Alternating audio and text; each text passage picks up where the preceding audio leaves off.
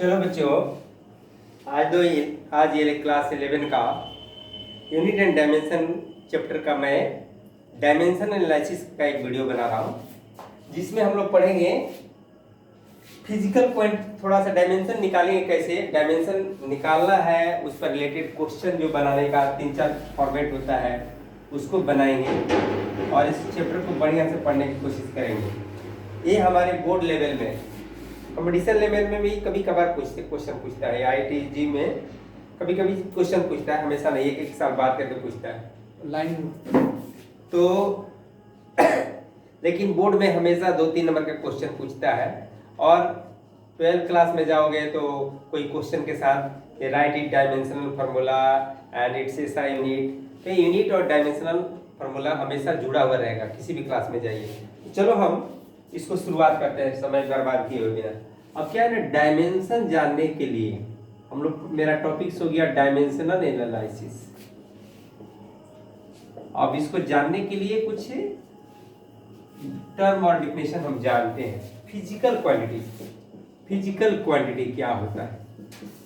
तो physical quantity, आप बहुत सारे फिजिकल क्वांटिटी का नाम सुनते आ रहे हो।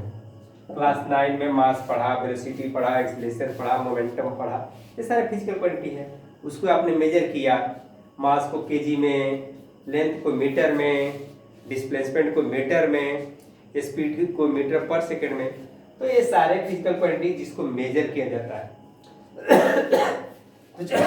तो इसका डेफिनेशन क्या है? The quantity which can be measured. और बहुत सारे फिजिक्स का जो नियम है वो फिजिकल क्वांटिटी के टर्म में एक्सप्लेन किए जाते हैं। The quantity which can be measured क्या कहलाते हैं? तो फिजिकल क्वांटिटी कहलाते हैं, आर कॉल्ड फिजिकल क्वांटिटी। चलो, बहुत सारे डिफिनेशन के लिए हमको, आप समझ जाओगे तो सारा डिफिनेशन अपने आप लिख दोगे। अब चलो, इसमें 2 ग्रुप में बांटेंगे। फिजिकल क्वांटिटी को 2 कैटेगरी में बांटेंगे। एक कैटेगरी होगा बेस और दूसरा होगा क्वांटिटी। फिजिकल क्वांटिटीज को 2 कैटेगरी में बांटेंगे। एक में बताएंगे फंडामेंटल या बेस। फंडामेंटल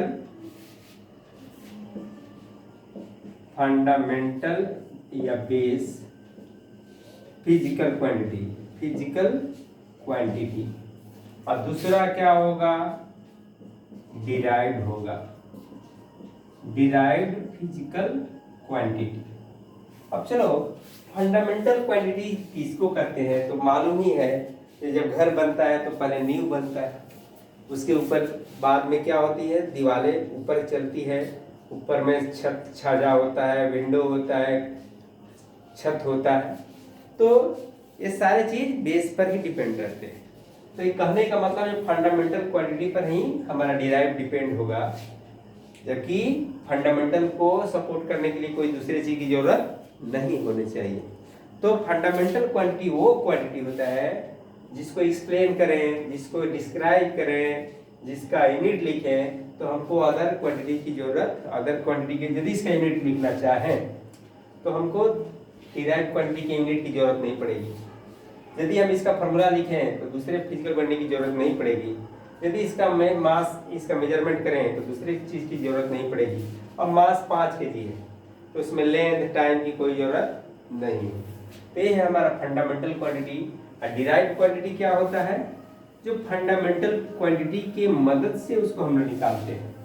कहने का मतलब हुआ स्पीड का फार्मूला निकालना है तो डिराइव्ड क्वांटिटी क्या होता है? जो फंडामेंटल क्वांटिटी के टर्म में उसको निकालते हैं। अब फंडामेंटल क्वांटिटी का जब आप यूनिट निकालना चाहोगे तो क्या होगा? जब डिराइव्ड क्वांटिटी का जब आप यूनिट निकालना चाहोगे तो फंडामेंटल क्वांटिटी के यूनिट के टर्म में उसको निकालते हैं। एग्जाम्पल के तौर के रूप में आप स्पीड लेते हो, स्पीड यहाँ लेते हैं तो यह distance by time, distance by time. तो डिस्टेंस क्या है? इसका सिंबल L, इसका सिंबल T। तो हमने स्पीड का जहाँ फार्मूला लिखा तो फंडामेंटल क्वांटिटी का फार्मूला की जरूरत पड़ा, उसके टर्म में इसको निकाला। तो 7 फंडामेंटल क्वांटिटी होता है जिसका नाम जानना बहुत जरूरी है इस चैप्टर को पढ़ने के लिए। वही 7 डायमेंशन, वो 7 जो फंडामेंटल क्वांटिटी होता है और उस पर जो हम पावर दे चढ़ाना पड़ता है अकॉर्डिंग टू सिचुएशन, तो उस पावर को ही डायमेंशन कहते हैं। तो चलिए डायमेंशन जानने के लिए फंडामेंटल क्वांटिटी का परिचय हमको जानना जरूरी है। फंडामेंटल क्वांटिटी जो हमारे पास है फिजिक्स में, फंडामेंटल क्वांटिटीज, उसका नाम एक बार जानना बहुत जरूरी है, जान लीजिए। उसका सिंबल भी लिख लीजिए। चलिए, एक हो गया मास, इसका सिंबल हो गया एम। दूसरा सिंबल हो गया लेंथ, इसका सिंबल हो गया एल। टाइम, टाइम का क्या होगा T. Thermodynamic temperature, thermodynamic temperature, इसका हो गया के। अब हो गया इलेक्ट्रिक करंट, इलेक्ट्रिक करंट का क्या होता है एम्पियर, ए से लिखते हैं। उसके बाद लुमिनियस इंटेंसिटी, लाइट के रिलेटेड है, लुमिनियस इंटेंसिटी, कोई चीज लाइट कितना देता है, उस किसी लाइट से परपेंडिकुलरली किसी लाइट के सरफेस, कोई ऑब्जेक्ट के सरफेस से परपेंडिकुलरली कितना लाइट निकलता है, उसको कहते हैं कैंडेला, CD। इसको याद करने के लिए, याद रखने के लिए कैंडेला लिख देता हूँ। अब है तो ये 7 होता है, 1 2 3 4 5 6 और 7th होता है अमाउंट ऑफ सबस्टेंस यानी मोल, अमाउंट ऑफ सबस्टेंस। इसका डायमेंशन क्या होता है MOL, ई नहीं लिखते हैं, फुल फॉर्म पूरा लिखते थे ये भी होता। तो ये 7 हो गया। अब ये 7 फंडामेंटल क्वांटिटी की मदद से हम डिराइव्ड क्वांटिटी का भी एक्सप्रेशन लिखेंगे फंडामेंटल क्वांटिटी के टर्म में, और इस तरह से उस पर जो पावर चढ़ाएंगे वो डायमेंशन होगा। तो चलो डायमेंशन निकालने की कोशिश करता हूँ, मिटाता हूँ इसको। तो डायमेंशन क्या है, तो एक वर्ड में आपको बोलना हो तो क्या बोलोगे, एक वर्ड में बोलना हो तो डायमेंशन क्या है, तो डायमेंशन, डायमेंशंस का मतलब हुआ द पावर, द पावर, जिसको एक्सपोनेंट भी बोला जाता है, या एक्सपोनेंट, किस पर, एक्सपोनेंट, रेज्ड चढ़ाते हैं, raised to fundamental quantity, fundamental quantity, fundamental quantity पर।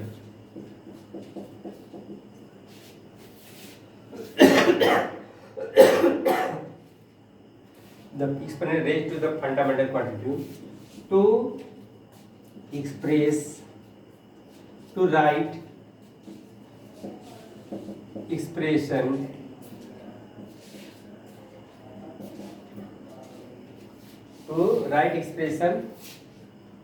of a physical quantity, of a physical quantity।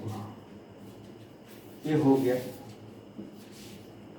तो पावर, अब इसको समझने के लिए एग्जाम्पल चाहिए, तो एग्जाम्पल ले लीजिए। अब जैसे स्पीड, स्पीड तो डिराइव्ड क्वांटिटी है, तो इसको हम लिखेंगे distance by time, distance by time लिखेंगे। तो डिस्टेंस के लिए फार्मूला लिखेंगे, कौन उतना बड़ा लिखा जाता है, L बाई टी, यहाँ LT-1। अब चलिए, जब डायमेंशन की बात आएगी ना, तो डायमेंशंस ऑफ स्पीड लिखेंगे, डायमेंशन ऑफ स्पीड लिखेंगे। इन लेंथ, लेंथ में कितना डायमेंशन है, यानी लेंथ में कितना पावर है, तो 1 है, कुछ नहीं है तो 1। इन टाइम, टाइम में कितना पावर है, तो -1। तो इस तरह हो गया डायमेंशन। लेकिन एग्जाम में ज़्यादातर डायमेंशनल फार्मूला पूछा जाता है। तो डायमेंशनल फार्मूला क्या है, इसको जान लीजिए। डायमेंशनल फार्मूला एक एक्सप्रेशन है। क्या है? Dimensional formula of a physical quantity, of a physical quantity is an expression. क्या होता है? एक एक्सप्रेशन होता है। डायमेंशनल फार्मूला क्या होता है? Of a physical quantity is an expression in terms of base quantity या फंडामेंटल क्वांटिटी। ठीक है, अब इसको समझते हैं। स्पीड का वो तो डायमेंशन बताया, अब डायमेंशन में फॉर्मूला है। तो इसको घेर दीजिए Lt-1। अब इसको बेस क्वांटिटी के रूप में, उसके base dimension formula of physical quantity in expression in terms of base quantity with their dimension. यहाँ एक मिनट, यहाँ डायमेंशन भी होना चाहिए। With their dimension, with their dimensions. अब कहने का मतलब स्पीड लिखा, तो स्पीड को लिख दिया Lt-1, पहले लिख चुका हूं इधर उसी को। अब इसमें फंडामेंटल क्वांटिटी तो लिखा, लेकिन इसका डायमेंशन भी लिखा। एल का डायमेंशन क्या है 1 और टी का डायमेंशन है -1। तो कोई भी चीज का, कोई भी फिजिकल क्वांटिटी का एक्सप्रेशन जब लिखें तो फंडामेंटल क्वांटिटी के टर्म में लिखें with their dimension, fundamental quantity के डायमेंशन के साथ जो जरूरत पड़ती है, तो डायमेंशनल फार्मूला हो गया। अब डायमेंशनल इक्वेशन की बात आएगी। डायमेंशनल इक्वेशन की बात आएगी तो यदि हम डायमेंशनल फार्मूला को हम उस फिजिकल क्वांटिटी, यदि हम स्पीड का डायमेंशनल फार्मूला लिखें, एक तरफ डायमेंशनल फार्मूला, दूसरे तरफ स्पीड, अब दोनों को इक्वेट कर दें, बराबर का साइन दे दें, तो डायमेंशनल इक्वेशन हो जाएगा। तो डायमेंशनल फार्मूला जहां भी लिखते हैं तो डायमेंशनल इक्वेशन के रूप में ही लिखते हैं, सिर्फ एक्सप्रेशन नहीं लिखते हैं, उसको दोनों फिजिकल क्वांटिटी का भी नाम लिखते हैं और डायमेंशनल एक्सप्रेशन भी लिखते हैं, दोनों को इक्वेट करते हैं। तो डायमेंशनल फार्मूला और डायमेंशनल इक्वेशन दोनों एक ही चीज हुआ। तो चलो आगे अब इसका कैसे कुछ निकालते हैं, कुछ एग्जाम्पल लेते हैं। 10 जो बेसिक चीज है 15 को, वो हम निकाल के सिखाते हैं आपको, ताकि आप आगे वाला अपने से निकाल कर सीख लेंगे। तो चलो आज डायमेंशनल फार्मूला निकालने की तकनीक आपको बताता हूँ, और बहुत सारे एग्जामों में इससे रिलेटेड 1-2 नंबर का क्वेश्चन अलग से भी पूछता है, और बहुत सारे क्वेश्चन के साथ एडिशनल क्वेश्चन के रूप में भी आ जाता है। इसका एप्लीकेशन भी है, तो एप्लीकेशन भी बताएंगे। तो चलिए अब हम कैसे निकालते हैं वो देखते हैं। वेलोसिटी से शुरू करता हूं। वेलोसिटी 1 नंबर, तो ये हो गया displacement by time, displacement by time. तो डिस्प्लेसमेंट के लिए एल और टाइम के लिए टी, Lt-1, Lt इनवर्स 1 ऐसे बोला जाता है। तो अब हम इस पर मास भी ले लें, तो मास तो शामिल नहीं है, तो मास को पर 0 कर दिया, Lt-1 किया, तो ऐसे भी लिखा जा सकता है। m0 का पावर मतलब इसका वैल्यू 1, तो कोई भी चीज को 1 से मल्टीप्लाई भी कर देते हैं तो कोई दिक्कत नहीं है। अब ये दिखने में थोड़ा अच्छा लगा, तो ये भी सही है, ये भी सही है। अब चलिए दूसरा एक्सीलरेशन। एक्सीलरेशन क्या होता है? Final velocity minus initial velocity, initial velocity ऐसा किया,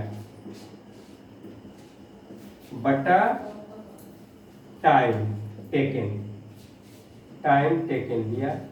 अब क्या है ना, final velocity minus initial, velocity में से वेलोसिटी घटाएंगे तो वेलोसिटी नहीं आएगा। हमको यह मात्रा संख्यात्मक वैल्यू से कोई लेना देना नहीं है, क्वांटिटी ऑफ मैटर से मतलब नहीं, क्या चीज नेचर ऑफ द मैटर से मतलब है। तो final velocity minus initial velocity minus velocity क्या आएगा, उससे मतलब है वेलोसिटी बाय टाइम।